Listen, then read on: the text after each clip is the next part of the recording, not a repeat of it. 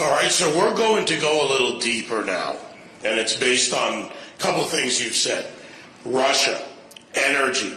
When the Biden administration stood up to Russia, as they put it, they sanctioned them. They did not remove Russia from the SWIFT banking system.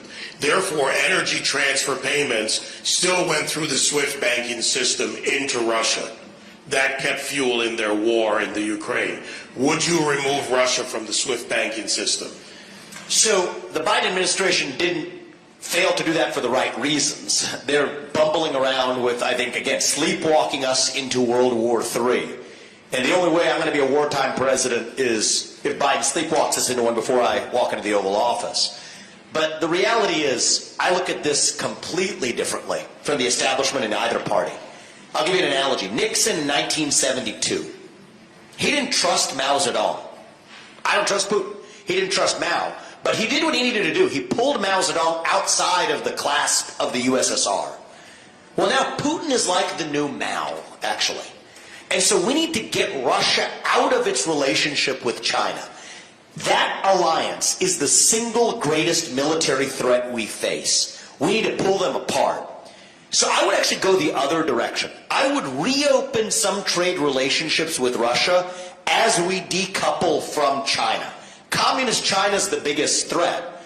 And so I don't think it was a good idea for us to play a role in having bombed the Nord Stream pipeline. I think that further isolates Russia, sends them into China's hands.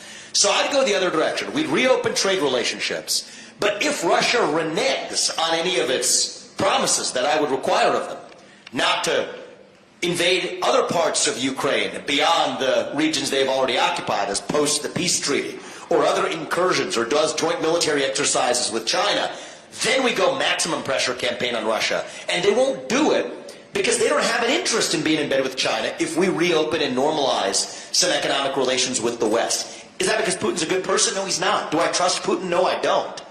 But we can trust him to follow his self-interest, just as he can trust us to follow ours. That's what we call realism in our foreign policy. We need to be realistic. And I think that's the kind of leadership it's going to take to secure peace. Thank you. Thank you. As you can see, I do like to get into the weeds on I like that a lot. And I want real answers because we deserve that. When we come back, we've got a lot more on the table.